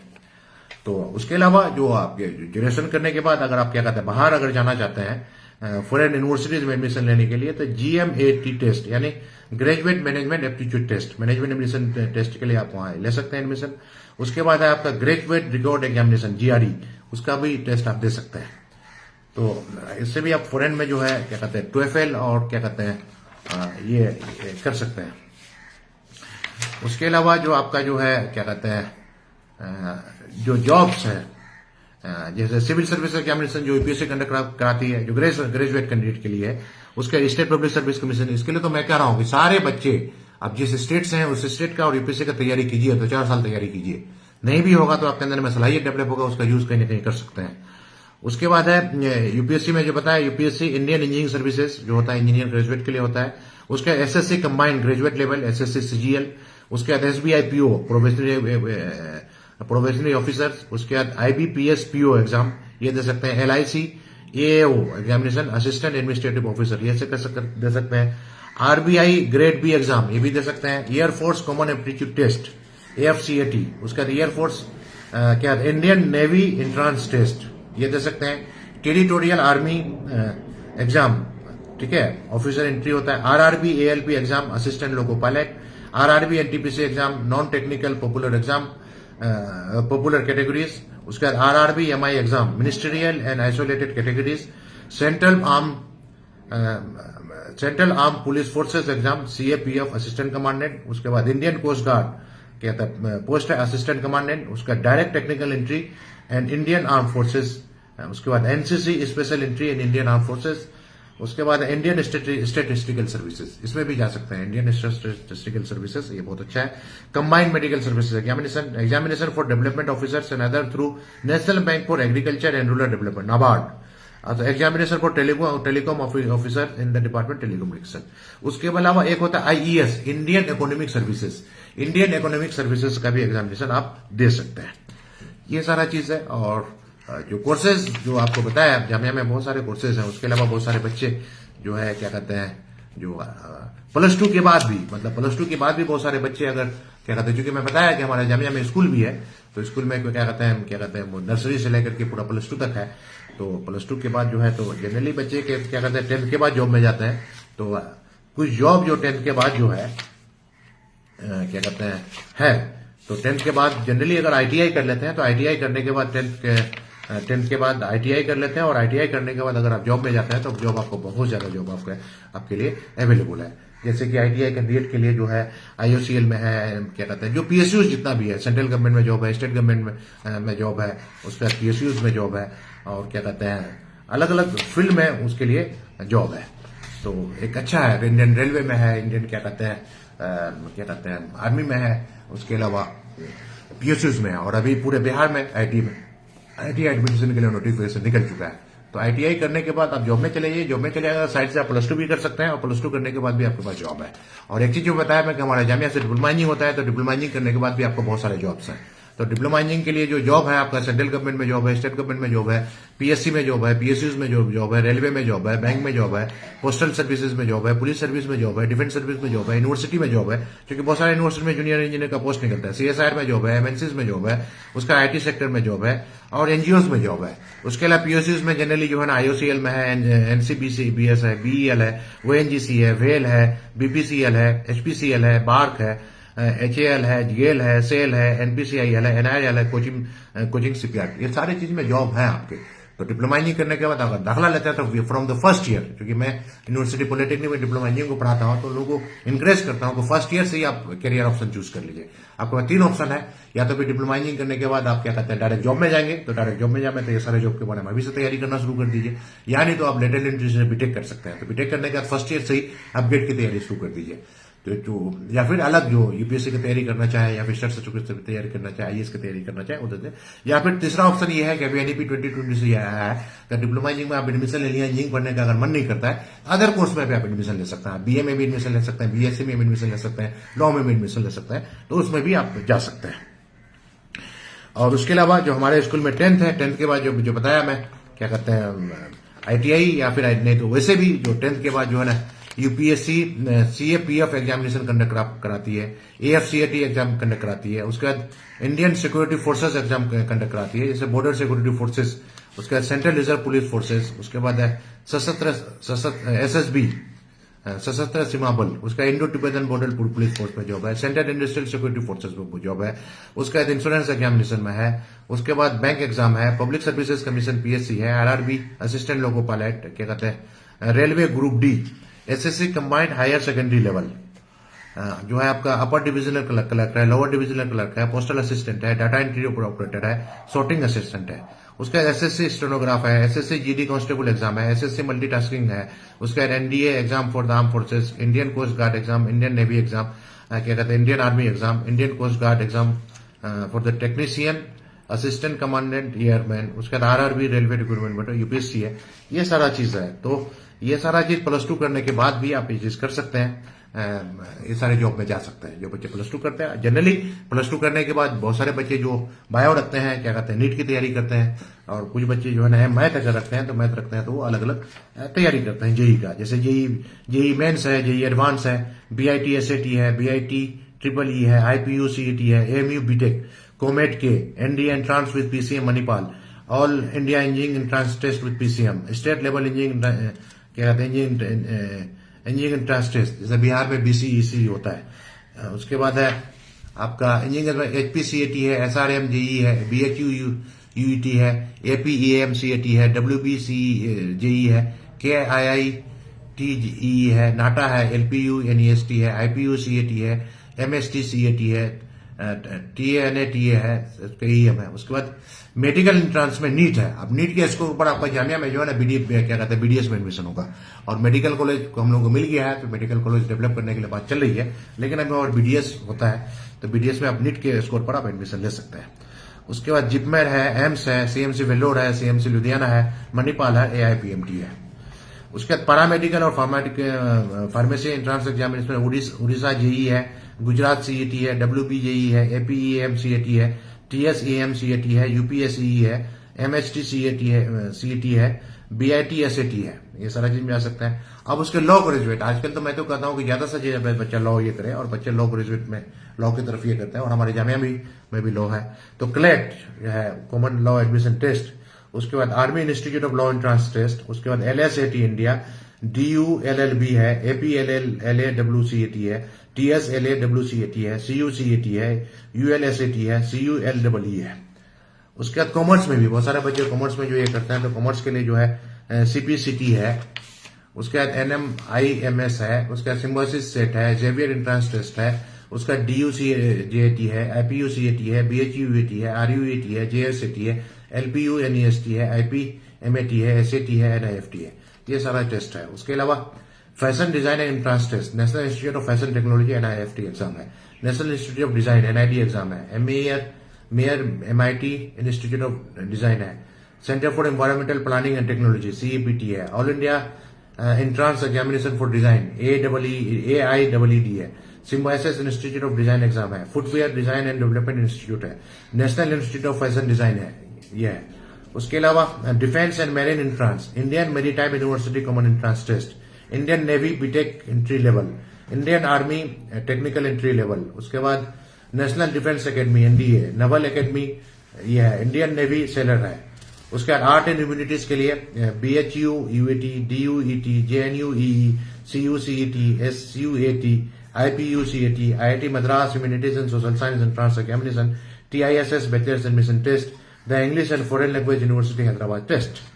उसके बाद एग्रीकल्चर में भी बहुत सारे बच्चे करियर बनाना चाहते हैं जो +2 करने के बाद, तो Indian council of agriculture research ICAR की तरफ से होता है, KEEM है, HORT है, हॉर्टिसेट है, APEM CAT है, BCECE है, JCECE है, CGPAT JT एग्रीकल्चर, ये सारे हैं। ये सारे +2 करने के बाद भी, यानी कि आपके पास 10th के बाद क्या कहते हैं भी ऑप्शन है, ITI के बाद भी ऑप्शन है, डिप्लोमा के बाद भी ऑप्शन है। उसके बाद +2 करते हैं तो +2 के बाद भी ऑप्शन है। उसके बाद ग्रेजुएशन करते हैं तो ग्रेजुएशन करने के बाद भी ऑप्शन है। उसके बाद पोस्ट ग्रेजुएशन करते हैं तो पोस्ट ग्रेजुएशन करने के बाद भी ऑप्शन है। तो क्या कहते हैं, इन सारे ऑप्शन को अवेल करने के लिए आपको जो है ना बिल्कुल पैनी नजर रखनी पड़ेगी फ्रॉम द टाइम ऑफ क्या कहते हैं एडमिशन। जनरली बच्चे क्या करते हैं, सोचते हैं कि एकेडमिक्स मतलब ग्रेजुएशन करते हैं या +2 10th करते हैं, +2 करते हैं या फिर अलग कोर्स करते हैं या ग्रेजुएशन करते हैं या मास्टर करते हैं, तो सोचते हैं कि चलिए भाई हम BA BSc MA या PhD कर लेंगे, बाद में जॉब के बारे में सोचेंगे। तो उसके लिए थोड़ा सा दिक्कत हो जाती है। उसके बाद जो है आप जब ये आ जाते हैं तो फिर उसको पता ही नहीं चलता है कि कौन सा जॉब करें, क्या करें, नहीं करें, फिर आदमी भूल भी जाता है। 2006 महीने के बाद आप भूल जाइएगा। तो आप फर्स्ट ईयर से ही क्या कहते हैं लगे रहिएगा ना, तो आपका जो है क्या कहते हैं ये करने के बाद जो है कोर्स करने के बाद जो है ना, कोर्स करने के बाद आराम से जो है ना कहीं आप एडमिशन, कहीं आपका जो है ना जॉब हो जाएगा। तो मैं इंकरेज करता हूं हमारे बच्चों को, जो भी बच्चे हैं आप ये करते हैं तो आप बिल्कुल पैनी नजर रखिए कि पर्टिकुलर जॉब में जो कोर्स करते हैं, कोर्स करने के बाद पर्टिकुलर जॉब में जो है ना आप क्या कहते हैं पैनी नजर रखिए। और फर्स्ट ईयर से ही अगर तैयारी करते हैं तो क्या कहते हैं जॉब कंप्लीट करने के 6 महीना और साल भर के अंदर में आपके अंदर में जॉब मिल जाएगी। क्योंकि वो सारा चीज आप याद करते रहिएगा, याद करते रहिए तो कंपटीशन के टाइम में याद करिए तो वो सारी चीजें रिकॉल होती रहेगी। और सिर्फ अगर एकेडमिक्स में अगर ध्यान दीजिएगा, BA करने में, BSc करने में, MA करने में, MSc करने में, PhD करने में, तो आगे जॉब खोजने में आपको दिक्कत होगी। तो आपको अप टू डेट रहना है क्योंकि कंपटीशन का माहौल है और आजकल तो जॉब्स कम है, नंबर ऑफ एप्लीकेंट बहुत ज्यादा होते हैं। तो शॉर्टलिस्ट करने के लिए ये होता है। और दूसरी बात मैं ये कहूंगा कि गैप ना किया जाए, किसी भी कोर्स अगर करते हैं तो उसमें बैकलॉग आने के लिए नहीं दिया जाए, क्योंकि बैकलॉग आने से भी बहुत सारे कंपनीज वगैरह में जो उसको शॉर्टलिस्ट में हटा देते हैं। तो ग्रेजुएशन करने के बाद जो बताया कि बहुत सारे कम्पिटिटिव टेस्ट हैं, बहुत सारे कम्पिटिटिव टेस्ट में भी जा सकते हैं। उसका पोस्ट ग्रेजुएशन करने के बाद जो मैं कह रहा हूँ कि बच्चे पोस्ट ग्रेजुएशन करने के बाद भी जो आप क्या कहते हैं तैयारी में लग जाइए, नेट JRF गेट अलग तैयारी में लग जाइए। उसके बाद भी पोस्ट ग्रेजुएशन के बाद भी आपको जो है ना अलग अलग जॉब्स हैं, बहुत सारे जॉब्स हैं भाई। मतलब पोस्ट ग्रेजुएशन करने के बाद अगर देखा जाए तो UPSC जो है कंडक्ट जो कराती है जियोलॉजिस्ट का जॉब। बहुत सारे लोग जियोलॉजिस्ट हैं, हमारे डिस्ट्रिक्ट से भी बहुत सारे जियोलॉजिस्ट हैं। यूपीएससी में क्वालिफाई किया है। उसका जियो फिजिसिस्ट और केमिस्ट का भी जॉब होता है जो यूपीएससी टेस्ट कंडक्ट कराती है। उसका साइंटिस्ट भी, उसके बाद Twitter lecturer, assistant director, data processing assistant, उसका यूथ ऑफिसर, डिप्टी सेक्रेटरी, ये बिल्कुल यूपीएससी ये सब कंडक्ट कराती है, टाइम टू टाइम यूपीएससी का निकलता है। उसका साइंटिफिक ऑफिसर, उसके बाद यूनिवर्सिटी या सीएसआर लॉ में होता है असिस्टेंट, क्या कहते हैं, जब अगर नेट अगर क्वालिफाई कर लेता है तो you are eligible for assistant professor. उसके बाद रिसर्च ऑफिसर, प्रोजेक्ट एसोसिएट, उसके बाद साइंटिस्ट है, उसके बाद chief executive officer, business analyst, project manager, training coordinator, public relation officer, student counsellor, clinical trial specialist, senior R&D engineer, assistant chemist, geologist, analyst, scientific officer, executive assistant manager, assistant director, scientist, ये सारे job आराम से जो है ना क्या करते हैं यूनिवर्सिटीज मिलेगा। सेल्स एंड मार्केटिंग जॉब आपके पास है। उसके अलावा डिजिटल मार्केटिंग में जॉब है, आपका बैंकिंग सेक्टर में जॉब है, आपका आईटी सेक्टर में जॉब है, पीएसयूज में जॉब है, पीएससीज में जॉब है। पीएससीज में जैसे analyst, microbiologist, post graduate teacher, lecturer, foreman, instructor, assistant professor, demonstrator, agriculture development officer, chief librarian, assistant agriculture officer, उसका सेरिकल्चर ऑफिसर, ये सारे हैं। तो बिल्कुल जो बता रहा है कि पोस्ट ग्रेजुएशन करने, जैसे कि बताया मैं गेट इक्वल ये कर सकते हैं। उसका ज्वाइंट यूजीसी क्या कहते हैं सीएसआईआर जो कराती है, और दो है, मतलब एक साइंस ग्रेजुएट वालों के लिए joint UGC CSIR net JRF conduct कराती है, और जो ह्यूमैनिटी सोशल साइंस के बच्चे हैं उनके लिए जो है ना यूजीसी नेट जो यूजीसी ये कराती है। उसके अलावा आईसीएमआर, मतलब साइंस ग्रेजुएट वालों के लिए आईसीएमआर जेआरएफ टेस्ट भी कराती है, और एग्रीकल्चर ग्रेजुएट वालों के लिए आईसीएआर, आईसीई, जेआरएफ, एसआरएफ ये टेस्ट कंडक्ट कराती है। ये सारा भी आप ये कर सकते हैं, और इसके बाद स्कॉलरशिप मिलेगा, तो स्कॉलरशिप के बाद जॉब, और जॉब के बाद आप क्या करते हैं बाहर जा सकते हैं। तो ये सारे चीजें हैं।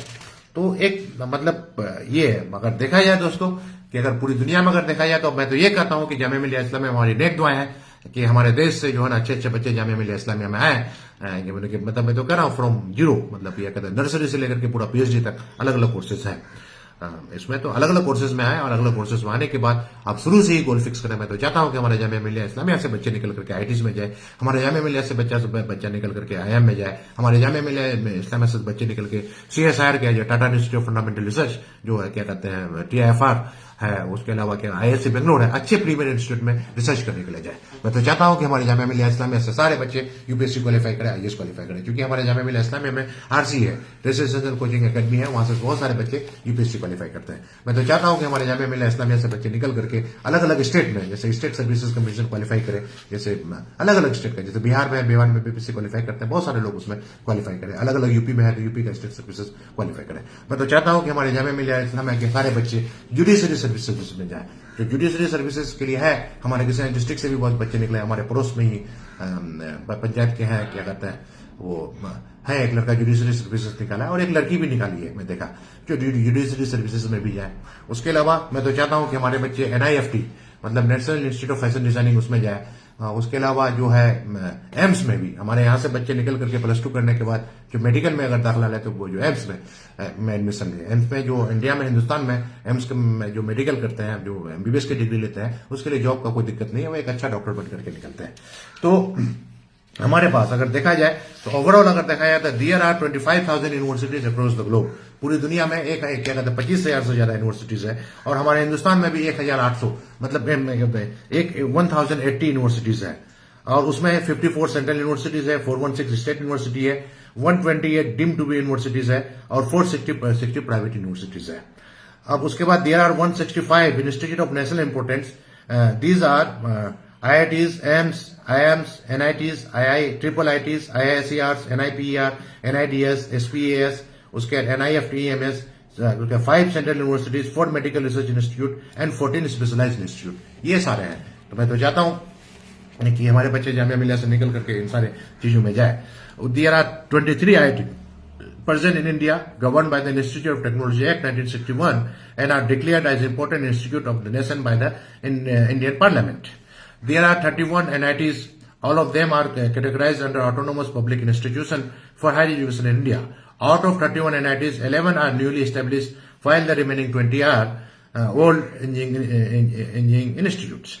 There are 20 IIMs in India. IIM Ahmedabad is the oldest, established in 1961, and IIM Jammu established in 2016 is the youngest campus. There are 20 20 IIM हो गया. There are total 26 triple IITs in India, 5 of which are listed in the Institute of National Importance, while the remaining 21 triple IITs are set up public private partnership PPP model, जो United nation का जो सबसे last गोल है. उसका 7 IISERs have been established across the country, 7 NIPRs और 5 NIDS, और there are 38 research institute CSR के total जो है ना क्या 38 लैब्स है. तो इन सारी चीजों से यहाँ से निकल करके छा जाए. मैं तो चाह रहा हूँ कि अलीगढ़, और ये है अलीगढ़ मुस्लिम यूनिवर्सिटी और जामिया मिलिया यूनिवर्सिटी सिर्फ हिंदुस्तान ही नहीं कि पूरे अक्रॉस द ग्लोब पूरी दुनिया में छाए हुए हैं. मैं तो चाहता हूं कि हमारे बच्चे यहाँ से निकल करके जो है स्पेस टेक्नोलॉजी में अच्छा करियर बनाए, अलग अलग फील्ड में जाए, विदेश में जाए, फॉरेन में भी जाने का ऑप्शन है. हमारे बच्चे फॉरेन से पढ़ाई करने के साथ साथ वहां भी जॉब में कर सकते हैं. और बच्चों, मैं जो बताया कि आज के टाइम में हमारे बच्चों को पढ़ाई लिखाई करने के लिए स्कॉलरशिप अवेलेबल है. ये स्कॉलरशिप आपका सेंट्रल गवर्नमेंट की तरफ से होता है, स्टेट गवर्नमेंट की तरफ से होता है, और बहुत सारा जो है एनजीओ भी स्कॉलरशिप देती है, और बहुत सारे फिलैंथ्रोपिस्ट जो है स्कॉलरशिप देती है. तो मैं ये कहना चाहूंगा कि आपके करियर चूज करने के लिए क्या होना है कि choose your career according to your interest and capabilities. तो इंटरेस्ट का मतलब ये है कि बिल्कुल आपका बिल्कुल सही में उसका इंटरेस्ट होना चाहिए. किसी के दिखावा के लिए जनरली होता क्या है कि कभी कभी लोग क्या कहते हैं किसी मोटिवेशन स्पीच अगर सुन लेते हैं तो बस कोई आईएएस का बोलता है तो आईएएस के लिए मोटिवेट हो जाता है, तो टेम्परेरी टाइम के लिए. कोई डॉक्टर का करता है तो डॉक्टर के लिए मोटिवेट हो जाते हैं. कोई इंजीनियर का करता है इंजीनियर के लिए मोटिवेट हो जाता है. कोई क्या कहते हैं जर्नलिज्म का करता है. तो टेम्परेरी मोटिवेशन है, तो उसमें नहीं है. बिल्कुल अपने सब को जज करते हुए कि आपको सही में अगर आईएएस बनने की अगर सलाहियत है, इंटरेस्ट अगर है, तो वो बिल्कुल दिल से आनी चाहिए और डेविएट नहीं करना चाहिए कि भाई आज आईएएस बनने का सोच रहे हैं, कल डॉक्टर बनने का सोच रहे हैं, परसों जन वकील बनने का सोच रहे हैं, और तरसों जो जर्नलिज्म की तरफ जाने का सोच रहे हैं. ये टेम्परेरी अलाउड नहीं है. दूसरा कैपेबिलिटीज. तो दो चीज कैपेबिलिटीज आपका होना चाहिए कि आपके अंदर में सलाहियत, कुदरती तौर पर वो क्वालिफाई करने का सलाहियत है कि नहीं है. दूसरा फाइनेंशियल, मतलब आप पढ़ाई करने के चक्कर में अपने माता पिता को, अपने रिश्तेदार को जालिम मत बनाइए, क्योंकि ये चीज देखा गया है. और कोई चीज नहीं है, बहुत सारे लोग पीएचडी करके बैठा हुआ है, और बहुत सारे लोग डिप्लोमा इंजीनियरिंग करके जो है ना बहुत आगे तक चला जा चुका है. मैं खुद अलीगढ़ का ही मिसाल दे रहा हूँ. हमारा अलीगढ़ में जो हम पढ़ाई कर रहे थे, दिन हॉल था वाजब था, जिसमें 4 हॉस्टल था. वो डिप्लोमा इंजीनियरिंग किया था और इतना तक कामयाब हो गया. तो कामयाबी का मतलब बड़ा डिग्री नहीं है. कामयाबी का मतलब आपके अंदर में सलाहियत, और सलाहियत के लिए एजुकेशन का मतलब ह्यूमैनिटी, ह्यूमैनिटी का मतलब आपके पढ़ाई के लिए कोई आपके वालिदैन जो है ना कोई मतलब कोई जुल्म ना कर बैठे, किसी का हक या हुकूक को जो है ना पामाल ना करे, और नाजायज क्या हराम रोजी का ख्याल ना करे. ये चीज होनी चाहिए. तो इन चीज के लिए दूसरी बात, आप अगर पढ़ना चाहते हैं तो भी गार्जियन पर बोझ ना देकर के ट्यूशन भी पढ़ा सकते हैं, आप पार्ट टाइम जॉब भी कर सकते हैं, और अलग अलग ऑर्गेनाइजेशन से आप स्कॉलरशिप भी ले सकते हैं. तो स्कॉलरशिप लेने के लिए जो अवेलेबल जो है 10th के बाद जो स्कॉलरशिप जो अवेलेबल है, मैं कुछ बता दूं आपको. एनसीईआरटी स्कॉलरशिप, उसके बाद इंडियन वायल क्या कहते हैं academic scholarship, all India meritorious scholarship, उसके बाद CBSE merit scholarship scheme for single girl child, उसके बाद विद्यादान स्कॉलरशिप है, शिक्षा अभियान स्कॉलरशिप है, उसके बाद निष्कम स्कॉलरशिप प्रोग्राम है, उसके बाद सरस्वती एकेडमी स्कॉलरशिप है, नेशनल स्कॉलरशिप एग्जाम है, जियो स्कॉलरशिप है, पोस्ट मैट्रिक स्कॉलरशिप है, रियान मेरिट कम मीन्स स्कॉलरशिप है, NICE national institute of certificate education scholarship है, NEST nation wide education and scholarship test, उसके बाद बिग हेल्थ नेशनल स्कॉलरशिप है. ये 10th के बाद ये सारे स्कॉलरशिप्स है अलग अलग कोर्स करने के लिए. उसके बाद +2 करने के बाद भी जो है ना बहुत सारे स्कॉलरशिप्स हैं, तो वो भी आप लोग अवेल कर सकते हैं. तो +2 करने के बाद जो मोटे मोटे तौर पर जो स्कॉलरशिप अवेलेबल है, आपका जो Indian government scholarship exam after 12th, AICTE Pragati scholarship for girls, college admission scholarship application, उसके बाद combined counselling and board CCB scholarship, doctor APJ Abdul Kalam ignite award, उसके बाद foundation for excellence FFAV scholarship है, Indian vial academic scholarship है, inspire scholarship है, उसके बाद क्या कहते हैं नेशनल स्कॉलरशिप टेस्ट NST है, PM Narendra Modi scholarship for 12th pass student है, उसके बाद सिंडर इग्नाइटिंग माइंड स्कॉलरशिप है. ये सारा स्कॉलरशिप आप लोग ये कर सकते हैं. और बाकी बाहर अगर फॉरेन अगर कोई बच्चा अगर जाना चाहता है +2 करने के बाद, जाते हैं बहुत सारे बच्चे बीटेक करने के लिए जाते हैं, बहुत सारे बच्चे अलग अलग कोर्स में BBS करने के लिए जाते हैं. तो उसके लिए है कि इंटरनेशनल लैंग्वेज टेस्ट IELTS ये आपको देना है. दूसरा है कि TOEFL, क्या test of English as foreign language, TOEFL आपको देना है. और स्कॉलरशिप के लिए अगर आपके पास GRE ग्रेजुएट रिकॉर्ड एग्जामिनेशन, ये तो लैंग्वेज तो जरूरी है लैंग्वेज टेस्ट, लेकिन उसका स्कॉलरशिप के लिए आपको GRE होना चाहिए. अगर GRE अगर क्वालिफाई कर लेते हैं तो कुछ कंट्रीज जो है क्या कहते हैं लाइक कनाडा, ऑस्ट्रेलिया, चाइना, भी इसको जीआरई को एक्सेप्ट करता है। बाकी यूएसए वगैरह में जीआरई का स्कोर लेता है, उसका स्कॉलरशिप मिलता है। उसका मेडिकल एसोसिएशन टेस्ट MCAT। तो मैं तो कहता हूं कि मेडिकल करने के लिए जाए तो वही थोड़ा सा अच्छे कंट्रीज में जाए जहां का मेडिकल कॉलेज का रैंकिंग जो है ना हमारे हिंदुस्तान से बेहतर हो, क्योंकि बहुत सारे बच्चे मेडिकल करने के चक्कर में जो है ना ऐसे कंट्रीज में जाते हैं जहां पर मेडिकल कॉलेज का रैंकिंग हमारे हिंदुस्तान के मेडिकल कॉलेज से नीचे है, और वहां से बहुत सारे बच्चे परेशान होते हैं। तो और दूसरा प्रॉब्लम ये दिखाया गया कि बाहर जो मेडिकल करने के लिए जाता है तो कुछ कंट्रीज में MD डिग्री दी जाती है। MD का मतलब ये है कि मेडिकल डॉक्टर्स, वो MD जो हमारे इंडिया में होता है, मास्टर के बाद जो MD होता है क्या कहते हैं, वो नहीं है, उसे कंफ्यूज करने की जरूरत नहीं है। तो बाहर से जो बच्चे MD करके आते हैं वो इंडिया में आने के बाद वो MBBS का इक्विवेलेंट नहीं होता है, तो उसको और यहाँ का जो MD है उसका इक्विवेलेंट नहीं होता, तो उसके लिए MCI को जो टेस्ट क्वालिफाई करना पड़ता है। ये चीज देखा गया है कि बहुत सारे बच्चे MCI का टेस्ट क्वालिफाई नहीं कर पाते हैं, तो बहुत ज्यादा फ्रस्ट्रेशन होता है। तो बेहतर तो ये है कि इंडिया से ही MBBS कीजिए और मास्टर डिग्री के लिए बाहर जाइए और अच्छे कंट्रीज में जाइए। तो जैसे कि मैं बताया कि medical college admission test MCAT बहुत टफ टेस्ट होता है। अगर ये क्वालिफाई कर लेते हैं तो बाहर जो है ना खासतौर से US वगैरह में आप क्या कहते हैं MBBS कर सकते हैं। तो होता क्या है कि हमारे बच्चे जो नीट की तैयारी करते हैं, नीट की तैयारी क्वालिफाई नहीं कर पाते हैं, तो वो लोग फिर क्या करते हैं अल्टरनेटिव ऑप्शन खोजते हैं कि किसी ऐसे कंट्रीज में जाकर के एडमिशन ले लें जहां पर आसानी से दाखिला हो जाए। तो आसानी से दाखिला तो हो जाता है, लेकिन दाखिला होने के बाद इंडिया में लौटने के बाद बहुत सारे प्रॉब्लम का सामना करना पड़ता है। तो इस बात का भी ख्याल रखना चाहिए। तो आप अगर करते हैं बाहर ही अगर आपको जाना है तो MCAT का टेस्ट क्वालिफाई कीजिए, उसके बाद जाइए। उसके बाद लॉ करने के लिए जो जाते हैं LSAT क्या कहते हैं, law school admission test, LSAT test qualify करने के बाद बाहर से आप लोग लॉ कर सकते हैं। तो मैं ये कहता हूं कि बाहर भी अगर जाते हैं तो ऐसे कंट्रीज में जाइए जिसका रैंकिंग जो है ना हमारे हिंदुस्तान के यूनिवर्सिटी से अच्छा है, तब फिर फायदा होगा, अदरवाइज फिर फायदा नहीं है। और क्या कहते हैं उसके अलावा ग्रेजुएशन के बाद भी क्या कहते हैं +2 करने के बाद ग्रेजुएशन करने के बाद भी बहुत सारे स्कॉलरशिप्स हैं, तो वो सारा स्कॉलरशिप भी आप लोग क्या कर सकते हैं, अवेल कर सकते हैं। जैसे इंस्पायर स्कॉलरशिप है, उसके बाद है UGC grant for single girl child scholarship है, MHRD स्कॉलरशिप है, सीताराम जिंदल स्कॉलरशिप है, LIC गोल्डन जुबली स्कॉलरशिप है, the human welfare foundation scholarship है, ONGC फाउंडेशन स्कॉलरशिप है, IOCL स्कॉलरशिप स्कीम है, भारत पेट्रोलियम स्कॉलरशिप है। ये सारे स्कॉलरशिप्स हैं। तो ये करने के बाद और जनरली जो है क्या कहते हैं ये है। उसके बाद मास्टर के बाद जो है क्या कहते हैं आपका तो बता ही चुके हैं कि नेट JRF वो भी एक स्कॉलरशिप है, और PhD करते हैं तो बाज़ाब्ता आप लोगों को नेट JRF में बहुत ज्यादा ये मिलता है, और बाकी बाहर से भी बहुत सारा स्कॉलरशिप मिलता है। तो जनरली जो है हमारे पास जो है क्या कहते हैं PhD करने के लिए जो है कि नेट है, JRF है, गेट है, लेकिन उसके अलावा ICHR जूनियर रिसर्च फेलोशिप भी दिया जाता है। उसके अलावा गूगल PhD फेलोशिप क्या कहते हैं फेलोशिप इंडिया प्रोग्राम है, ICSSR doctoral research fellowship programme है, prime minister fellowship for doctoral research ये भी है, physical research laboratory junior research fellowship है, Jawaharlal Nehru memorial fund scholarship है, NCERT डॉक्टरल PhD स्कॉलरशिप है, उसका DBT JRF स्कॉलरशिप है, उसके बाद SARC क्या कहते हैं एग्रीकल्चर PhD प्रोग्राम है, Swami Vivekananda single child scholarship for research in science in social science ये आपका है। और फॉरेन में भी है, बहुत सारा जो है फॉरेन में भी है, Korean government scholarship programme for the government of Korea, उसके Boehringer Ingelheim fund PhD fellowship by Boehringer Indian fund Germany, PhD scholarship international candidate by Swansea university, MAXQDA research grant by VERBI software GmbH, उसके IGLP residential fellowship programme Harvard law school USA by institute of global law and policy IGLP Harvard law school, उसके HDR scholarship by Deakin scholarship है, IITB Monash research PhD scholarship bye IIT Monash research academy, Imperial college PhD